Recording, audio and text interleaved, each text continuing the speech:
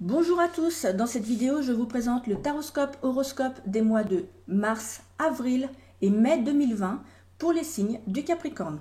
Bien entendu, ce taroscope est général, il peut ne pas convenir à tous les Capricornes, donc je vous invite à aller consulter également votre signe ascendant qui parfois est plus fort que le signe de naissance et peut-être que vous y retrouverez soit des compléments d'information ou peut-être même que celui-ci vous parlera tout à fait mieux.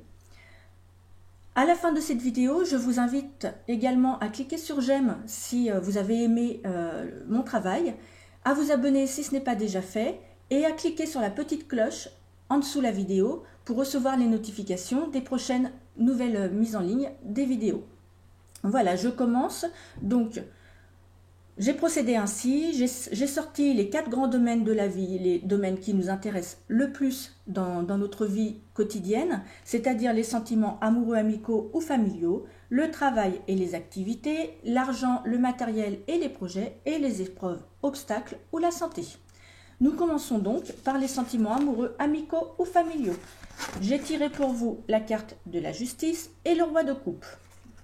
Alors, avec la justice, les décisions concernant les relations existantes ou à venir sont à double tranchant. Elles peuvent mener à la félicité, mais aussi à la brouille ou à la rupture.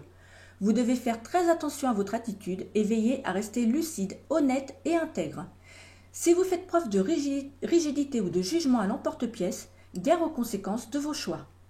Aussi, dans un sens positif, elle peut symboliser l'équilibre dans les relations amoureuses, l'harmonie affective, les sentiments partagés et profonds, l'engagement fort et les relations sérieuses.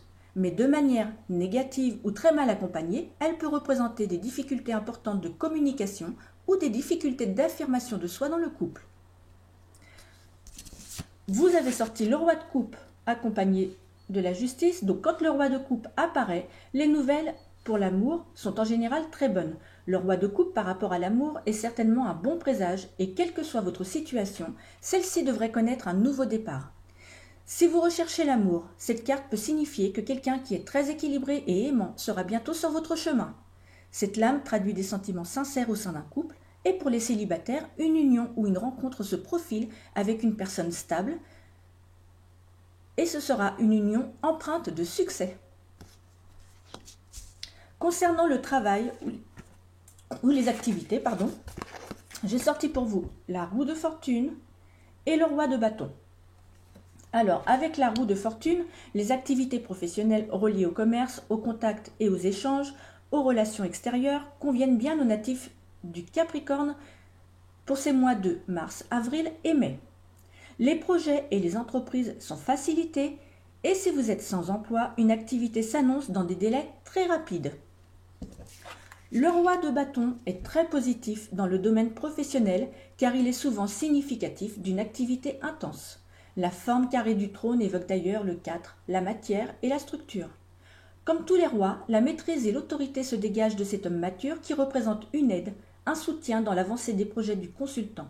Il peut être un patron, un père, un conseiller efficace, possédant une belle intelligence. Dans le domaine de l'argent, du matériel et des projets, j'ai tiré pour vous la papesse et le 8 de denier. Avec la papesse, les finances sont parfaitement gérées et l'équilibre est maintenu grâce à la sagesse et à la prudence. Il est possible que la situation matérielle soit un peu délicate, mais une gestion rigoureuse devrait permettre de s'en tirer sans dommage. Avec la papesse, la situation matérielle et financière est restreinte, mais juste. Et c'est grâce à un sens de la rigueur assez développé que vous maintiendrez un équilibre, parfois précaire, dans votre vie matérielle, tout en faisant preuve d'un sens de la gestion assez austère. Avec le 8 de denier, préparez-vous à demander de l'aide si vous en avez besoin. Cette lame peut vous dire que vous pouvez obtenir l'aide financière que vous attendez ou que vous espérez. Cependant, ne gaspillez pas ces nouvelles ressources. Faites attention. Pensez à long terme. Ce n'est pas le moment de jouer ou de flamber. Dans tous les domaines de la vie, le 8 de denier appelle à la prudence et à l'évaluation des risques car il évoque un équilibre précaire. Si vous parvenez à vivre une période de calme et de sérénité, apprenez à l'apprécier afin de ne pas aller au-devant de déceptions inutiles. L'enjeu de cette carte est d'arriver à stabiliser un équilibre matériel, sentimental et énergétique précaire. Les épreuves, les obstacles ou la santé. J'ai sorti pour vous le jugement, que je tourne la carte au bon endroit, et le 8 d'épée. Alors, avec le jugement, la santé est généralement excellente. Cette lame annonce les nouvelles, les voyages, les déplacements de toutes sortes qui redonnent vitalité et joie de vivre. Cependant, un risque d'agitation, de stress ou de surmenage peuvent vous guetter. Avec le 8 d'épée, une possible confusion mentale peut être évoquée dans cette lame qui peut traduire une difficulté à faire le vide dans sa tête, créant un risque d'opacité dans les idées. Il peut y avoir une baisse de morale et donc une baisse d'énergie. Malgré la morosité, y compris financière actuelle, c'est une lame qui appelle à la patience et à la foi que les choses vont s'améliorer. Si vous visez l'équilibre du corps et de l'esprit, que vous cherchez à évoluer sur le plan mental et psychique pour un mieux-être, que vous choisissez une médecine corps-esprit, alors vos petits tracas finiront par disparaître et vous connaîtrez un verdict positif sur tous vos soucis de santé.